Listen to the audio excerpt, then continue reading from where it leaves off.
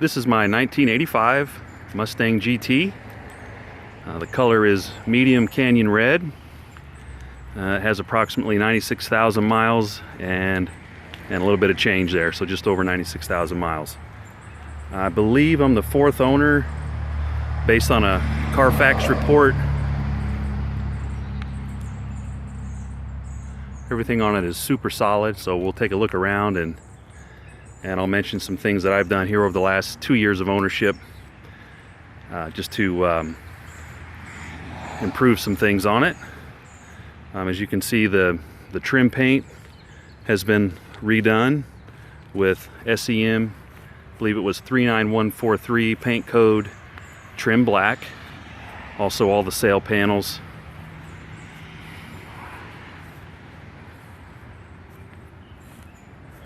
Those have all been redone, as well as the headlight buckets.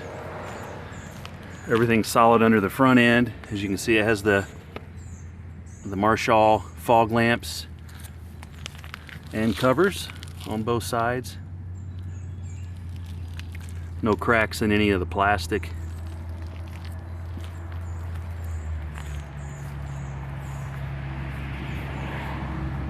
All right, so a couple of things I've just changed up on it, and we'll go under the hood here in a minute. I've added a K&N air filter back in June of 2014. I've also, instead of replacing the dash pad, because there's a couple of reproduction companies making them, but most people agree that the reproduction dash pad are not 100% correct. So what you see here is actually it's a cover from a company called Coverlay, and I found them on Rock Auto. So it's a thin plastic membrane that sits over the top of your factory dash pad, and it's not disastrous underneath there, but the center speaker, which they're notorious for, you know, kind of dry rotting, it has some dry rot there, and I think it had a couple of cracks. But for now, the Coverlay has been holding up fine. It's been in there for 2 years. I haven't glued it down. I've noticed a little bit of warping just from the sun, but nothing major. It still press fits right into place, and it can be bonded down permanently if desired. Okay, so some things that have been done under the hood. June of 2014, of course, oil filter change, new spark plugs, also had a new distributor cap, new ignition points, had new Ford Racing spark plug wires.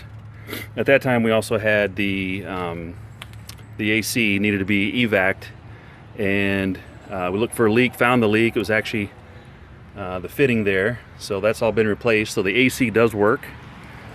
It's also got a newer battery. Okay, so July 2014, I also replaced the stock radiator. It was finally kaput, so I had Don Hines Ford here in Noblesville put a Mishimoto radiator, and all of the mechanical work here, by the way, has been done at Don Hines Ford. I've also did new hoses, new serpentine belt at the time, and obviously coolant, sorry. The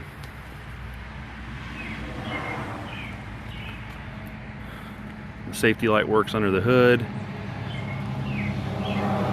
Okay, then in 2014, I also did the embroidered 5.0 floor mats here, and you can take a look under the carpet and see I'm not hiding any sort of rot or damage or anything there. All the mats look just like the carpet underneath, which is just spectacular, really.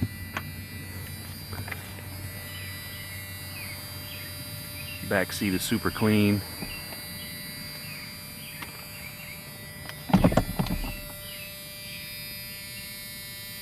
Got the halo headrest.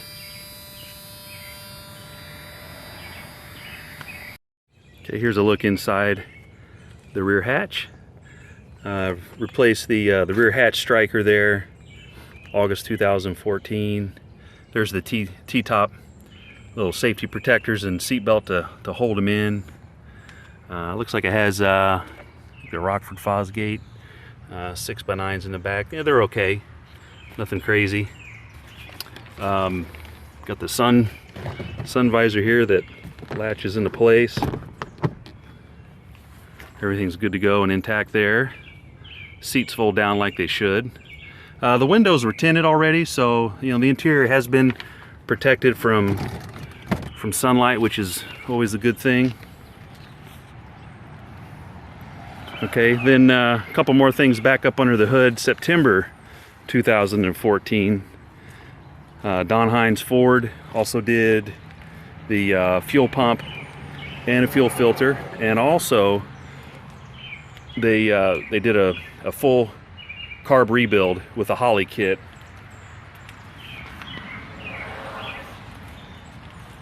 Okay, then in October 2014, that's when I found these ROH sniper wheels. These were incredibly hard to find. They've been out of production for several years. They're forged wheels made in Australia, and I think I found the last dealer stateside with a set of these things. They were up in New York, and actually it was Auto Trend and Wheel. So I think they just look fantastic. They have a silver powder coat finish to them.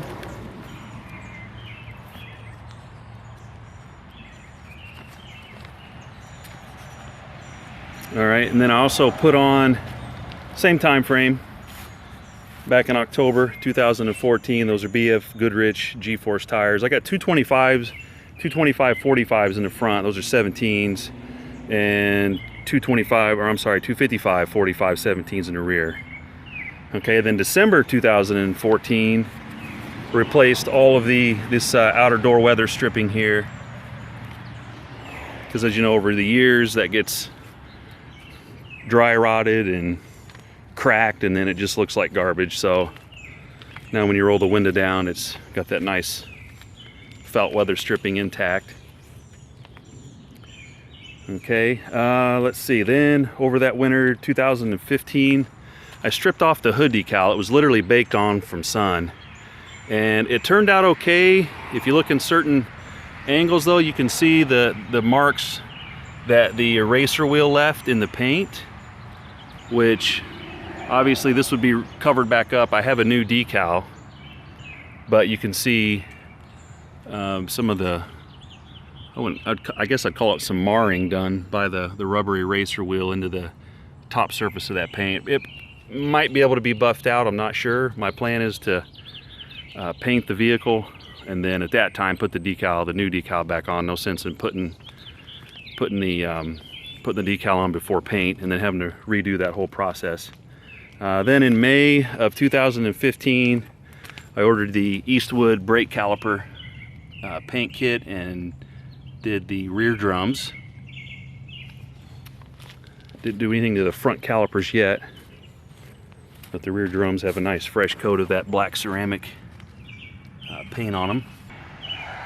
Okay, then May 3rd this year, May 3rd 2016, took the vehicle back to Don Hines. Had a laundry list of suspension upgrades. We'll go over that. We replaced the rear upper control arm bushings with Moog K8637 bushings. We installed the Eibach Pro Damper kit, shocks and struts all the way around. That was to give it about a 1-inch drop in the back and the front.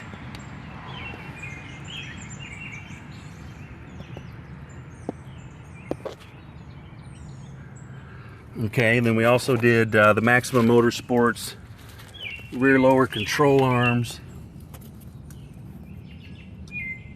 There's a good look at the rear springs. These are H&R Sport springs all the way around. Okay, so we did the H&R Sport springs, and we installed a new pinion snubber. These the rear lower control arms for Maximum Motorsports are the adjustable type, so you can raise and lower the rear end of the vehicle. We also did the Maximum Motorsports caster camber plates.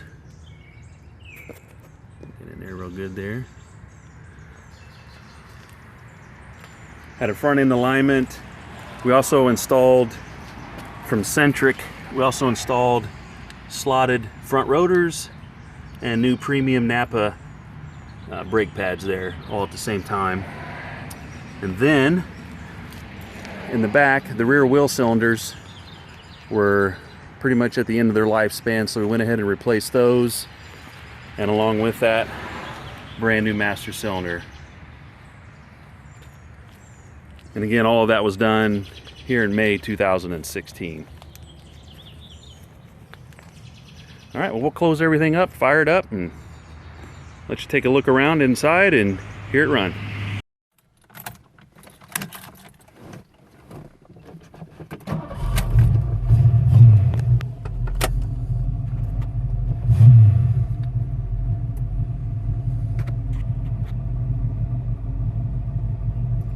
$96,136 miles.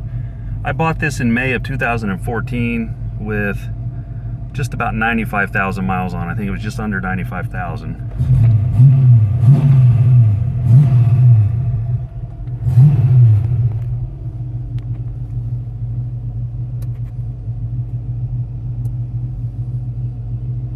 As you can see, everything is really clean. Nothing wrong with the door panels.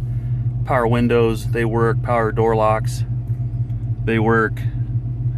T-tops are functional. They do leak just a little bit, as almost all of them do. And typically it's right here, just behind your A-pillar, just slightly, maybe like a really slow drip. So it gets parked in the garage though 24/7 and only driven in good weather. All the gauges work.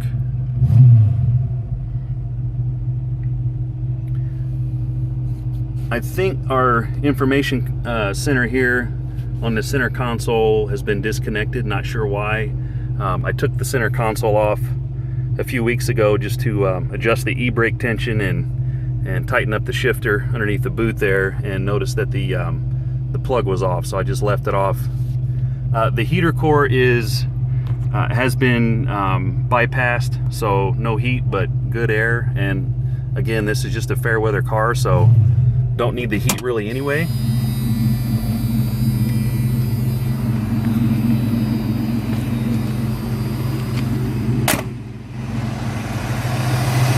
Okay, the exhaust, I believe, is an older set of Flowtech headers. They're not stock. Based on the shape of the flange down there, they look like they're old Flowtechs.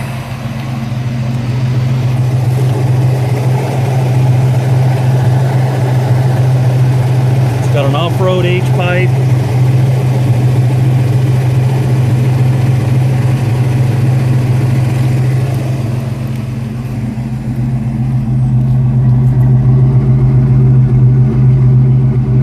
Going back into Flowmaster mufflers.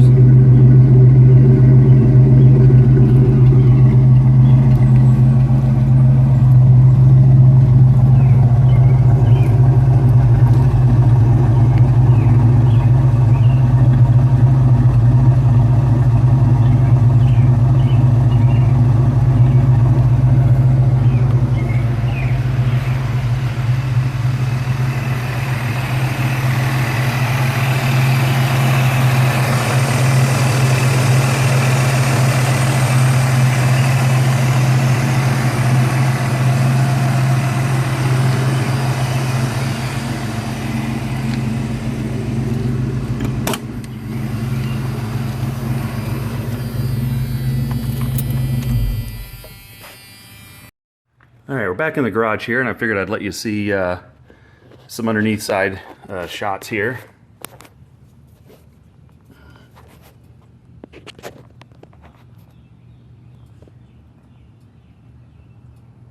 Get her to focus there. There we go.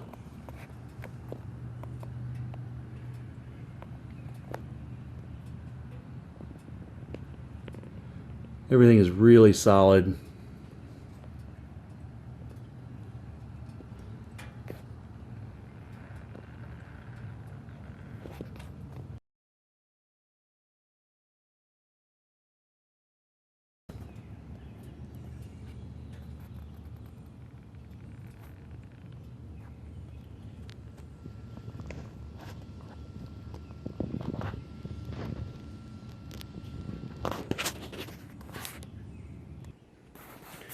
All right, we'll take another quick look at the paint now that we're back in the garage. See if you can see in the glare you can see and what I'm talking about here. There you go. As I walk around there in the glare, you can see it. Actually used one of these like 3M eraser wheels getting that decal off, so that's where those marks are from. But again, that's going to be covered up with a new decal or repaint. There's little chips, you know, down the side of the car. If I can get it to focus here. Having issues in this light. The front end, same thing. So it's ready for a respray. I think that's probably the #1 thing on the list to do to really make this a perfect car. All kinds of chips down here on down below the doors, the rocker panel, a couple of small door dings, a couple of chips down here.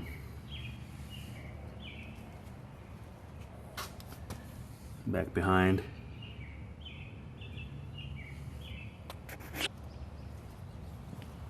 I actually have a set of the period correct Ford Motorsport mud flaps as well that obviously if they were installed years ago it would have prevented a lot of the chips and things behind the front and rear tires there.